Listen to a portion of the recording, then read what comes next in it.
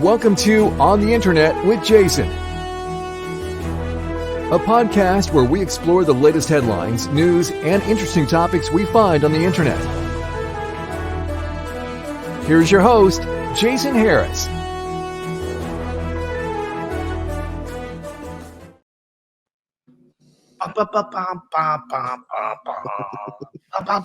Like, it just sounds like we're so important. It's just Move over, Dateline. Move over, Dateline. We got a show. Hey, what's going on, everybody? Hey, thanks for taking the time to jam with us today. My name is Jason Harris. I am joined by Jeff Tessier, and we have the one, the only, the Austin. That's right. He doesn't have a last name. It's like Beyonce. It's just Austin. Today, we get to talk about whatever we want to talk about when it comes to the news. You know, new, exciting things. Sometimes it's fun. Sometimes it's boring. No, I'm not. I'm just kidding. It's not boring. Don't turn this off. Don't do it. You're going to watch it. Watch it all. All right, Austin, you got some cool stuff for us. What's going on in the news today? Yeah, let's dive in. First up, we got auto loan delinquency rates reach highest level since 1994. You know what? I didn't even know you were going to pick this, and I was actually thinking about this the other day. So I think the timing, like, talk about just, you know, that ESPN thing I got, right? I just knew you were going to say it. That's my dad joke. Nobody got it. Can we have the little laugh? Which one's my laugh button? Oh, there we go. No, does that work? Probably not. Hey, no, but seriously, this is gonna be a real thing. It is a real thing, right?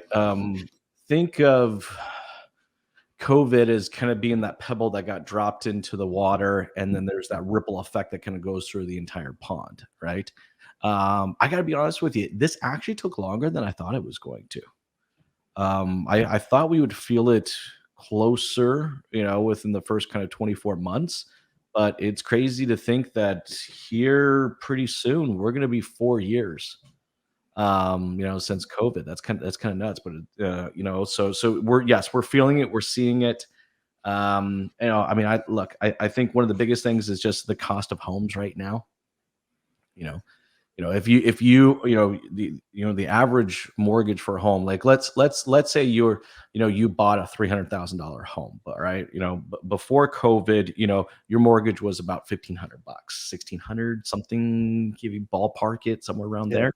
It's almost $3,000 for that exact same home. And, you know, and it's the same thing with cars too, right? That car that you bought before COVID at 0% for 72 or 84 months, that cost you $500 a month in payments. Now costs you $750 to $800 a month for the exact same vehicle and the exact same term.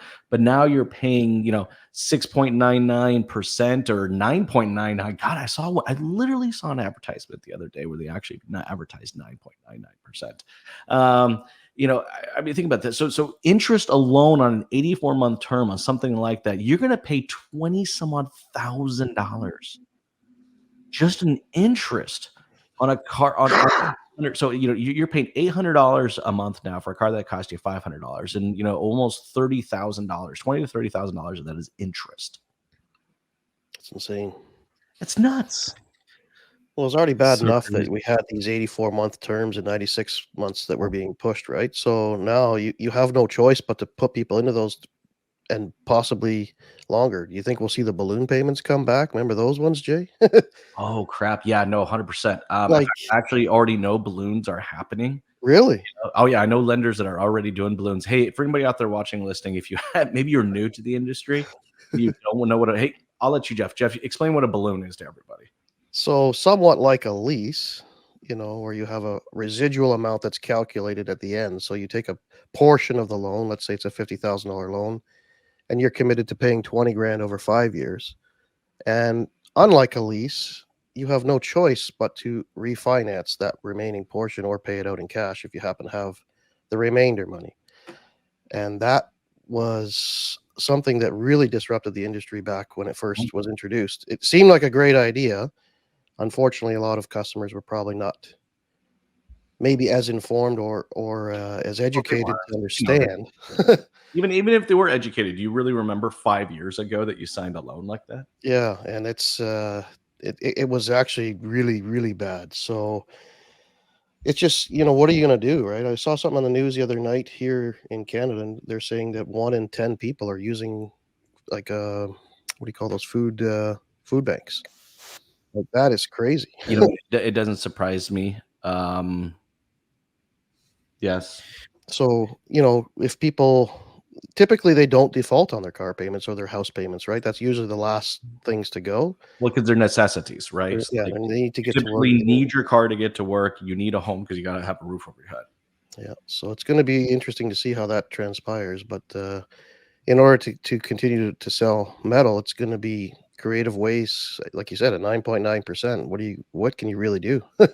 We did a private sale for a dealership back in the summer, and there was a lady with a vehicle that was 2 years old written off, and her payment to keep it anywhere near the $500 mark required $7,500 down, and it Seven was and a a big half shock. thousand dollars so $7,500 just to keep her payment similar to what it was before COVID. Yeah. But I mean, also, like I've had many friends that I've given advice to through the years. Back when we had the dealerships, right? I sold a 15 RVR to a friend of mine, and he did an 84-month term. And I said, "You guys drive this thing like 30 to 40,000 kilometers a year. Mhm. Make sure that you're not just paying just this $200 that was fitting your budget. You know what I mean? You're Yep. comfortable with. As you have more income, just set it aside even and pay a lump every year or whatever, right?" And it came to the term to he's 4 years in to a 7-year loan. He had 180,000 kilometers. The car was worth nothing. Yep. Right. This is pre-COVID. Yeah. He's like, "How do I get out of this, Jeff?" And I'm like, "You owe $14,000 still. And the car, maybe if I can get somebody to come to the table, is worth 3.5 to 4." I know. And we're gonna see a lot more of that happening. We already see a lot more of that happening right now, but then, it's just the price point to even enter into, like, I mean, I was thinking even younger people. I mean, Austin, you own a car, do you, or don't you? I don't remember. I do, yeah. You do, right? But, like, Yep. if you and it's you've had it for a while. It's a used car. What is it again? It's a Mazda, right? Yeah, it's a Mazda 3. Now, if you were to go look for a new vehicle, let's say you wanted to buy that same Mazda 3, just a newer version of it, right? You're gonna be $500-$600 a month. Yeah, How that's wild. like, how do these And like, who's gonna afford this? You know? and there's like, yeah, there's no real way around it. There isn't. What's some of the stats? I see a stat you have pulled up. What are those stats? Yeah, so this is Google Trends.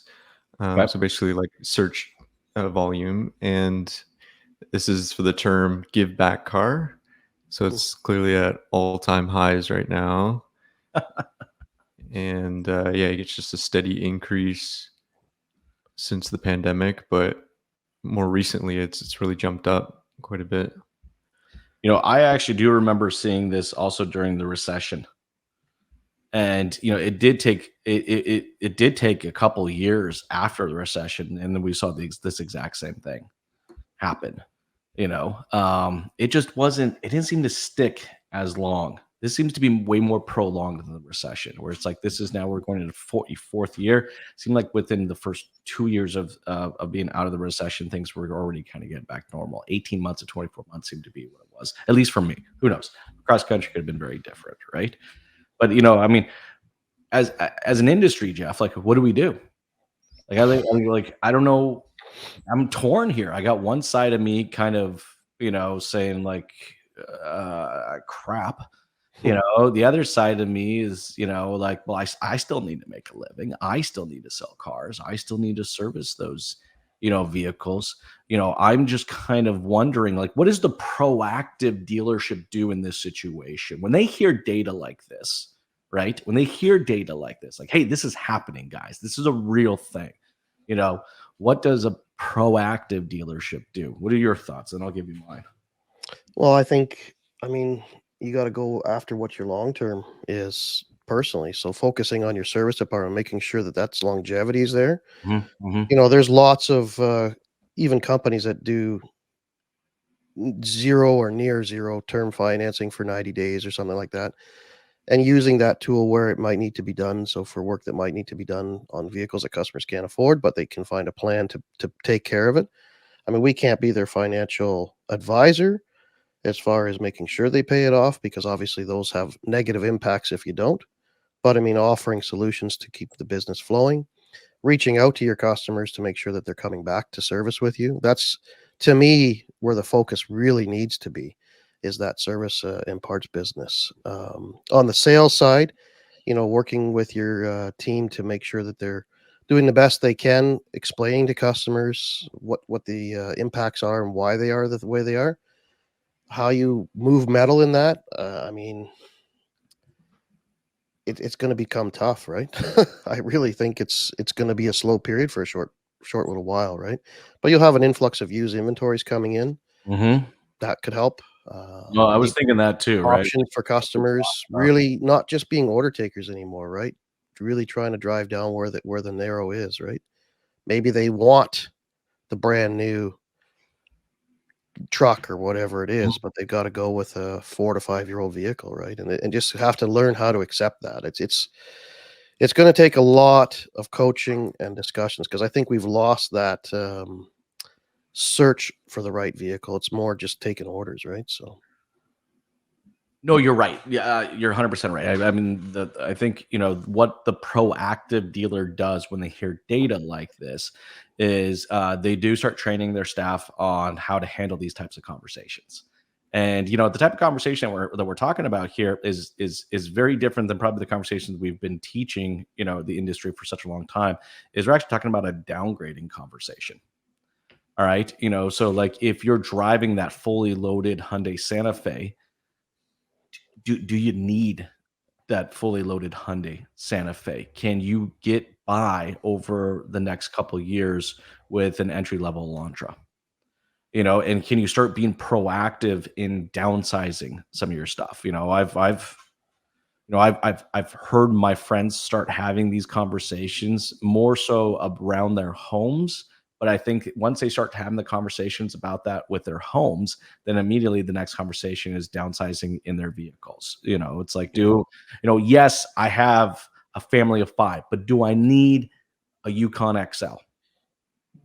yeah, probably not. Right?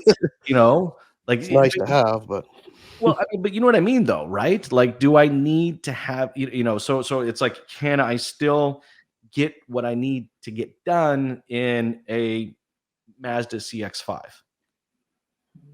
Yes, I can, right? And, and I think the proactive dealer is having that type of conversation.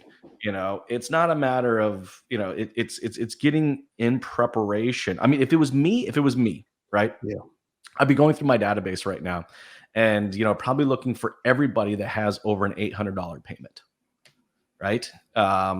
Maybe anything over that. I mean, I guess it depends what kind of brand you are and stuff like that. But maybe I'm just thinking, like, let's say I'm a Hyundai dealer, okay, or Nissan dealer, right? I'm going to go through my entire database and look for everybody that currently has an $800 payment, because I'm looking for the people that probably stretched themselves when they probably shouldn't have stretched themselves in the first place. Do you know what I mean? Like, I'm not looking for the person that already went for that entry level vehicle in the beginning, because they already purchased the entry level. They not really going to be able to lower their payments either. not gonna be able to do anything, right? I'm looking for anybody that is probably $800,000-$900,000, because that's the ones that are kind of like, oh man, and I could probably still, that's what I'm saying. They're probably driving that fully loaded. I mean, well, if it's a Yukon, it's probably a $1,200 or $1,300 payment, right? But I mean, but let's say, like, I mean, I would be having conversations with those, because I think there's a lot of people that legitimately stretch themselves to get to those type of payments, and they probably represent, maybe in some cases, more than 10 or 15% of their actual monthly income is just their car payments, right?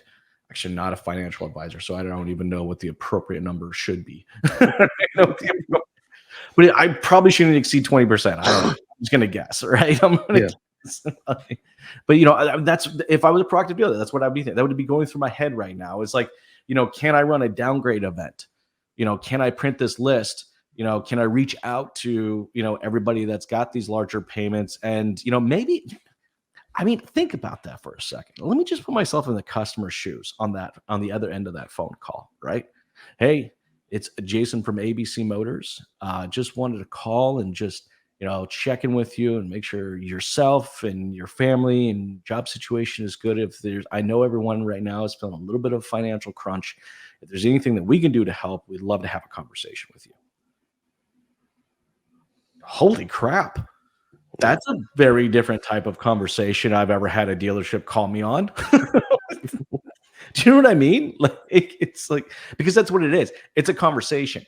They may be perfectly fine. I think there's so much benefit to reaching out to customers, just acknowledging that this is happening. We understand that in our community, some people are going to be impacted about it. But hey, we're a proactive company. We're a proactive business. All right. We're going to get ahead of this and at least start having some conversations with you all so we can start helping you kind of guide you through it. Here's what happened. You do that right now. So let's say you take that person out of that Yukon XL, okay, and you put them into an Equinox, all right? Guess what happens in a couple years when interest rates are back down and things are maybe a little bit more stable? Who do you think they're coming to, all right, to say, okay, it's time for me to go back to my bigger XL now. Life's a little good. Things are a little better. You know what I mean? Like, anyways, I digress. Absolutely. There's a loyalty factor that you're building there. And even if there's not the time for them as an issue for them, imagine talking to their friends. Oh, can I have Jason's number at ABC Motors? I need some help. And like you said, it's a conversation. It doesn't mean it's a guaranteed thing, but I think there's fruits that can really bear today and down the road from that. Be the consultant, right? What does a consultant do? They're proactively communicating, to like, we actually do know some great salespeople have done this in the past, like at the salespeople level. Like, both Jeff and I have met salespeople that not even their dealership is doing it, but they're doing it, right? They're keeping an eye out on, their clients, and they know, like, okay, well, he's got an $820 lease payment. I should give him a call just to check in. I tell you, anyways, I'll get off my soapbox, y'all, but like, just, God, I'm saying y'all a lot. Maybe it's just Tennessee. Became really endorsed in your. Austin noticed it too. You noticed it too, didn't you? I said it a handful of times. All right. I mean, If we say you can say y'all. Tennessee accent is awesome. So if you can develop that, go for it. Been in Tennessee for too long. All right, what else we got? What do you got? All right. So this is Starlink is providing free internet to Mexico. Imagine having free internet. How awesome would that be? Yeah. I'm moving to Mexico. And as well as that, they boasted that they are, what is it, $3 billion in revenue this year. Starlink. Wow. Do you know anything about Starlink? I do. And global domination, I think, was in their mission statement, if I remember correctly. Control the world. You know what?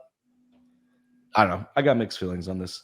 You know what? Yeah, I'll tell you why I have mixed feelings on this. It's the same reason I have mixed feelings why my kid comes home the other day and tells me that the entire school is getting brand new iPads. And then she shows me the privacy document I have to sign for her to be able to have this iPad. Guys, you should read this thing. I mean, 16 pages. 60. It was an online thing, so it just came to you as you're one of the parents by email. It came to it. I can guarantee you, almost nobody except he's going to read that. Read through 16 pages of this document, and congrats, Apple, because smart. Right? I mean, it literally says that we're going to be collecting data on your kid. All right. Not them as an individual. All right. So not individualized data. Like, I know Lily Harris does this, and this. No, but it's going to be, I don't remember the word that they used, but it's categorized, like 14-year-old girls like this. And exactly. In this area. Demographic. Yes, exactly. I couldn't imagine it's legal for them to capture Yeah, they can't capture PII. Minor data. Minor. Well, actually, no, it is. Actually, it's illegal Is to it? capture minor PII data. So Holy PII mackerel. being data specific to an individual person. It's illegal for. Well, actually, that's not true. The collection of it is legal. It is the using of it is not legal. Isn't that weird? Scary, because why would you collect it if you have no intention of using I've seen. it? I've worked with a couple companies, that have, identity maps, and identity maps are mapping, multiple data points to aggregate who you are as an individual and what you do and what you like to do, right?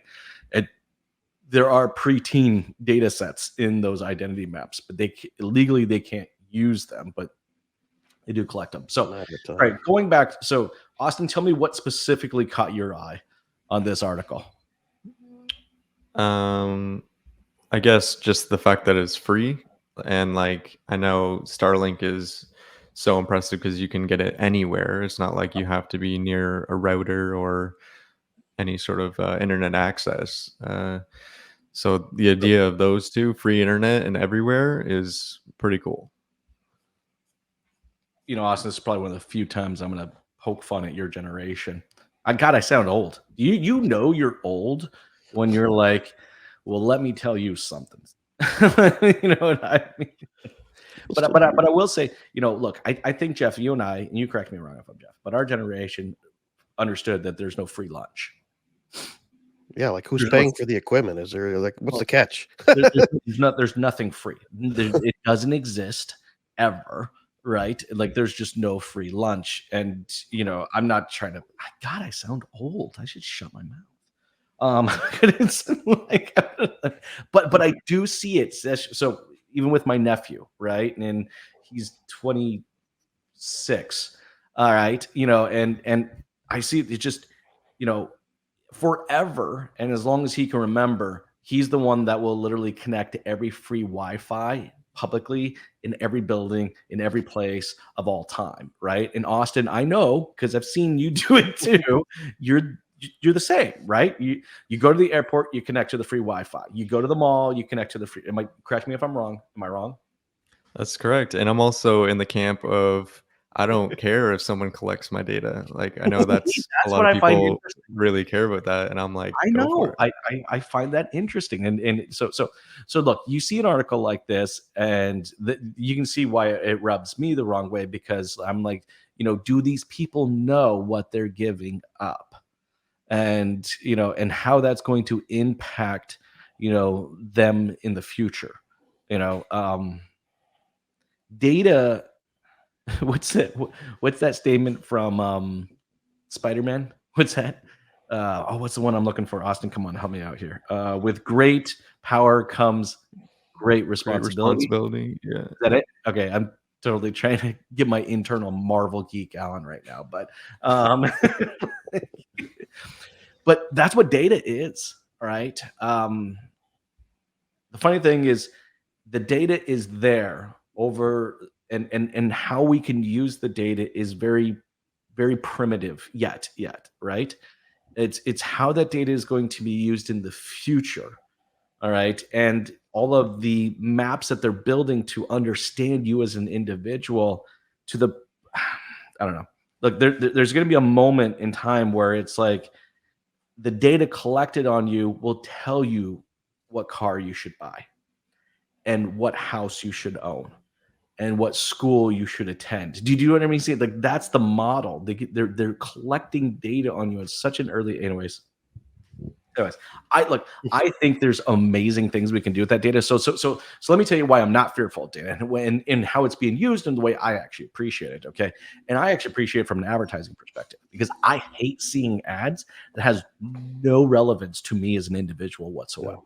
Like, I actually think it's the worst experience in the world. I'm like, why am I seeing, this ad for, retirees, for Cialis or whatever the hell that's whatever the product is, like, I'm old, but I'm not that old, it's like, but like when I see ads that I know that are specific to me to my, searches, so, I've been recently looking at a new boat. I know, Jeff, I'm gonna get a new one. I'm going to go fishing this time. I'm going to get a fishing boat, right? You know, so what happens? I start seeing ads that are populating up, from Bass Pro and Nitro and Lowell's and some of the other brands I've been looking at and stuff like that. And it's like, and I appreciate that. I appreciate it because it's not wasting my time.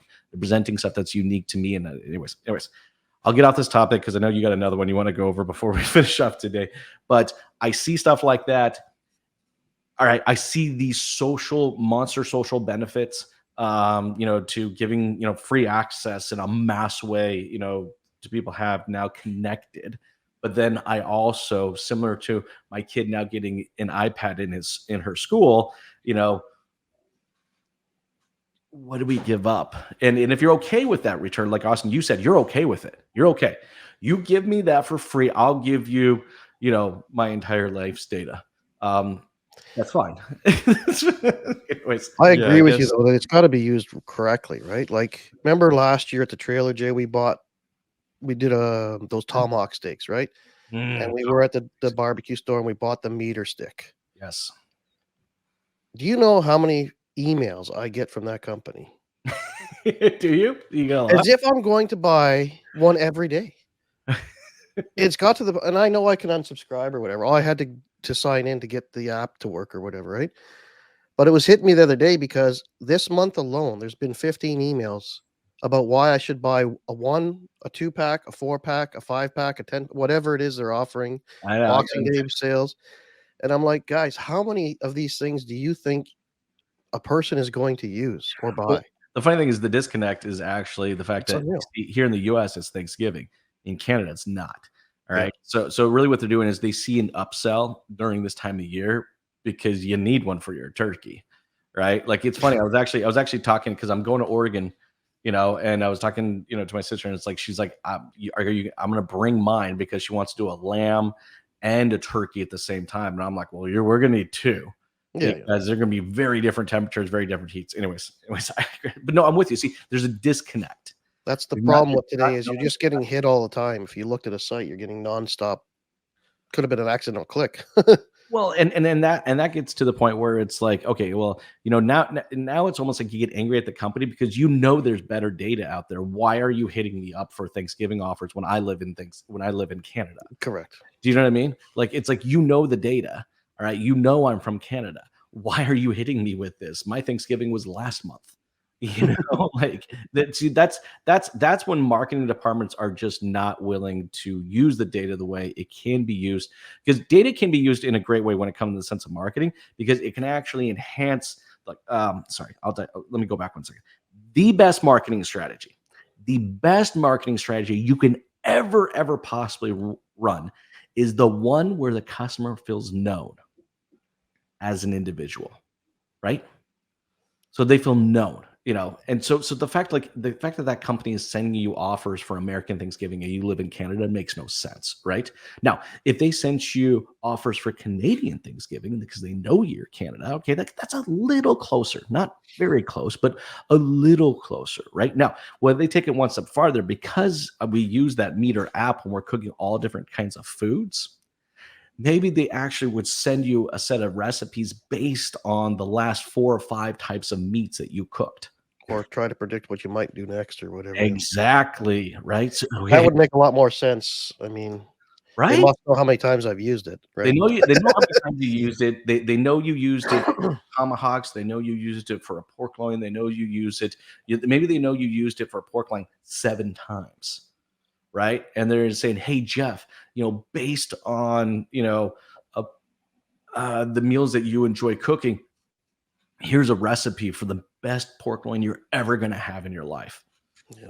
Like, do you know what I mean? Now that's a marketing strategy, right? Because it's where you're known. And that's the power of data when it's collected and utilized correctly. Anyways, look, I know I totally Derailed that one. derailed that one. It's all good. So Oh, guys, hey, we're getting toward the tail end of today's conversation. I know Austin's mad at me because he had 2 more things that he wanted to go through, but we'll save it for next time. Hey, for everybody out there watching, listening, really appreciate you guys' time. and taking the time to listen to us. If you like this content, and like to see more content like this, check out strategywithjason.com. You can find us anywhere on any social media platform out there. We're constantly posting this stuff out there. Hey guys, say bye to the audience. Have a good one. Yeah. Thanks for tuning in to On the Internet with Jason. To stay up to date with all our content, be sure to like, comment, and subscribe. Happy podcasting.